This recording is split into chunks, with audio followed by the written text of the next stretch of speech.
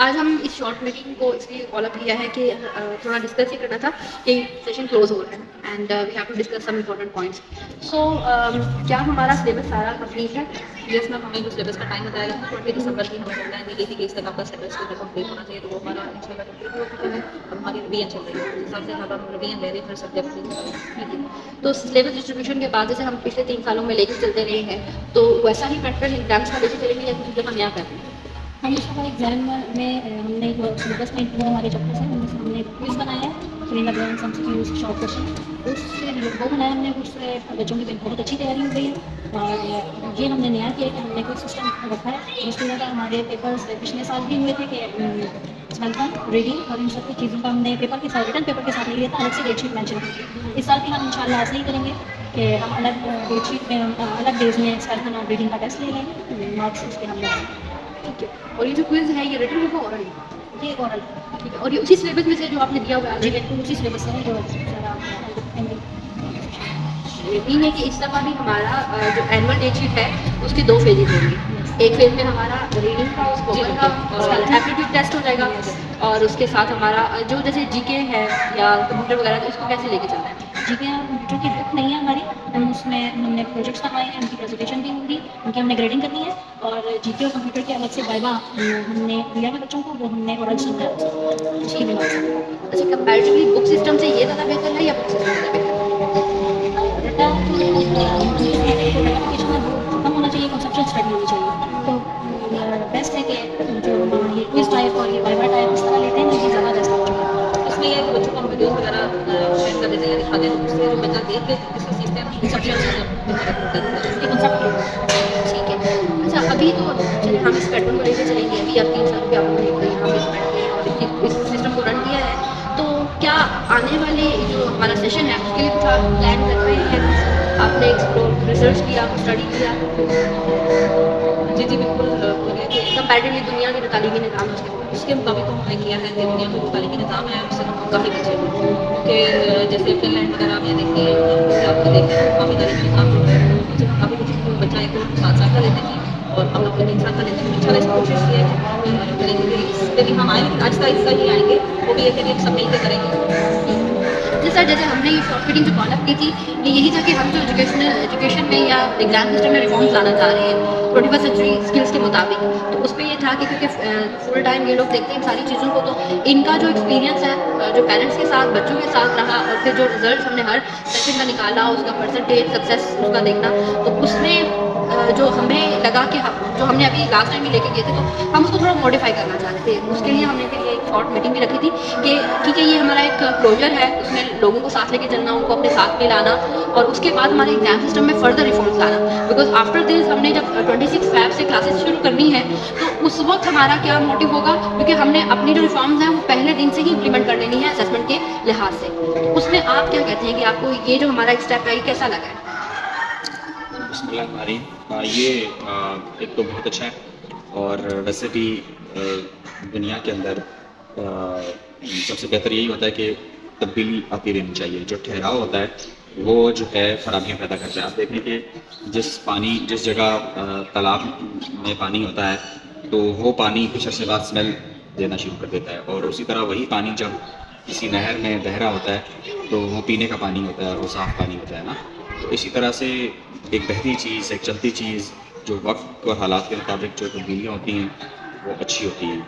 और एक ही जो सिस्टम होता है, जब हम देख रहे होते हैं कि रूटीन में ही चीज़ें हो रही हैं सालों साल और कोई तब्दीली नहीं है, तो उससे लोग इंटरेस्ट भी लूज़ कर जाते हैं, कुछ टीचर्स भी और कुछ बच्चे भी। और पता होता है कि बस यही एक रूटीन है, कोई तब्दीली नहीं, कुछ नहीं है। तब्दीली जो है वो हमेशा खुशगवार रिज़ल्ट देती है, नताइज देती है। और वैसे भी जितनी तेज़ी के साथ इस वक्त दुनिया में तब्दीलियाँ हो रही हैं, इससे पहले कभी ऐसा नहीं था।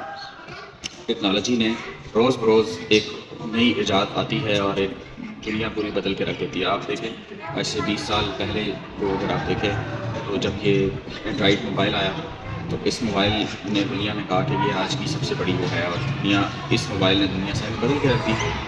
तो फिर उसके बाद जो है वो इंटरनेट ने दुनिया को इस तरीके से बदला। और फिर आज की अगर हम बात करें, तो जो AI आ गई है, आर्टिफिशियल इंटेलिजेंस, तो ये तो कहते हैं कि इसने तो दुनिया को बिल्कुल ही नुक्ता नज़र के हवाले से चेंज कर दिया। तो अगर हम जैसे जैसे दुनिया में तब्दीलियाँ आ रही हैं वैसे वैसे बच्चों को अपने तैयार नहीं करेंगे, तब्दील नहीं करेंगे, वक्त और हालात के लिए उनको अभी से ट्रेन नहीं करेंगे, तो ये बच्चे तो यहाँ के लिए एक नमूने बन जाएंगे, एलियन कहलाएंगे कि इन्होंने तो कुछ और सीखा और दुनिया तो कुछ और है। तो ये चीज़ें इसलिए बहुत ज़रूरी है कि हम इस तरह की तब्दीलियों को लेके आए। तो सर इसमें ना जैसे साजरा आप मुझे ये बताएं कि रिसेंटली अभी आप लोग प्रोफेशनल डेवलपमेंट पे भी काम कर रहे हैं, जिसमें आपके टीचर्स की कोर्सेज वगैरह भी आपने स्टार्ट करवाए हैं, लैंग्वेज वगैरह के, और बाकी भी जो रिसर्च मटीरियल है तो आप कर रहे हैं, तो उसमें कुछ लेटेस्ट आपने ऐसा कुछ स्टडी किया जो आप शेयर करें? यस मैम, इसमें हमने अभी हमारी एक वर्कशॉप है उसमें ये बताया गया था फिनलैंड के बारे में, जैसे दुनिया और पाकिस्तान को मुआवजा करना है। तो फिनलैंड पहले नंबर पे है गालिनी लिहाज से, और उसके बाद जो सुपर पावर अमेरिका है वो तीसरे नंबर पे आ रहा है। कि मतलब मोबाइल मुल्क ऐसा है जहाँ पे यानी सब्जेक्ट वगैरह वहाँ पे नहीं कॉन्सेप्ट नहीं है इस चीज़ का, वो वहाँ पे जापान में जैसे भाषा के नहीं पढ़ाई जाती, बल्कि वहाँ पे काम करके दिखाया जाता है कि इस तरह आप लोग अपनी ज़िंदगी में ये लाएंगे फिर आप लोग बेहतर सीखेंगे। ये चीज़ ज़्यादा आजकल बताई जा रही है मेरे लोग ने वर्कशॉप।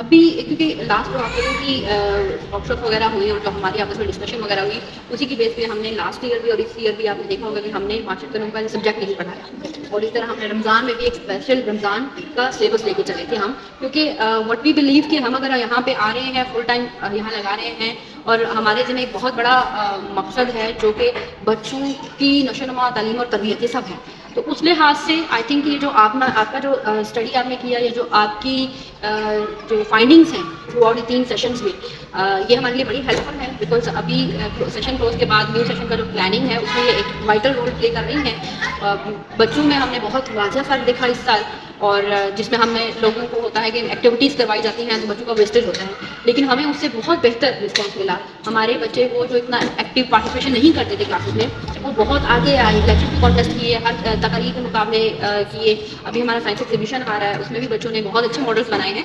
तो ये जो हमारी जो फाइंडिंग्स हैं कि हम दुनिया में क्यों पीछे हैं, कि हम कहते हैं सुपर पावर तो अमेरिका है, लेकिन अब देखिए फिनलैंड कहाँ पे है, सिंगापुर कहाँ है, उन्होंने अपनी बच्चों पे, अपनी कौम पे मेहनत की है। तो हम इस मीटिंग को इन पॉइंट के साथ कंक्लूड करते हैं कि एक तो हमने जो लास्ट ईयर अपना असेसमेंट प्रोसेस डिफरेंट किया था 2 डेटशीट के साथ, इस दफ़ा हम इसको फर्दर रिफाइन कर रहे हैं। उसमें हमने एप्टीट्यूड टेस्ट ऐड कर दिया है जो ओरल होगा, आपका स्पेल्टन है जो प्रोनाउंसिएशन बेस होगा और स्पेलिंग पे होगा, और उसके अलावा आपका बच्चों का जर्नल स्पोकन का लिया जा रहा है कि बच्चा ये ना हो कि हमारा बच्चा मैट्रिक करने के बाद फिर कहीं जाएगा कि मैंने लैंग्वेज कोर्स करना है, तो ये इदारे के लिए बड़ी शर्मिंदगी का बायस है। तो एक तो ये, दूसरी बात ये कि इससे बच्चों के जो ग्रेड्स हैं वो ज़्यादा इंप्रूव होंगे, क्योंकि ये एप्टीट्यूड टेस्ट उसी सिलेबस में से बनाया गया है जो बच्चों का उनको दे दिया गया है फाइनल टर्म के लिए, ठीक है। और इंशाल्लाह फिर हम लोग अपना जो डेट शीट देंगे और उसके बाद हमारा एग्जाम्स कंडक्ट होंगे, तो उसके लिए हमारी एक सेकंड मीटिंग फिर है। अभी आपका जो है स्टाफ डेवलपमेंट का एक है सेशन, जो आपने ये जो जितनी भी आपने अभी फाइंडिंग्स की हैं जो हमारे एग्जाम सिस्टम के लिहाज से, फिर आपने उनसे डिस्कस करनी है, तो इंशाल्लाह फिर उसको भी हम इसी तरह रिकॉर्ड करके शेयर करेंगे ताकि हम जो कर रहे हैं वो पेरेंट्स तक भी पहुँचे और बच्चों तक भी पहुँचे। थैंक यू सो मच आपका कि आपने इतना रिसर्च वर्क किया, और थैंक यू कि आपने भी अपना एक हेल्दी इनपुट दिया।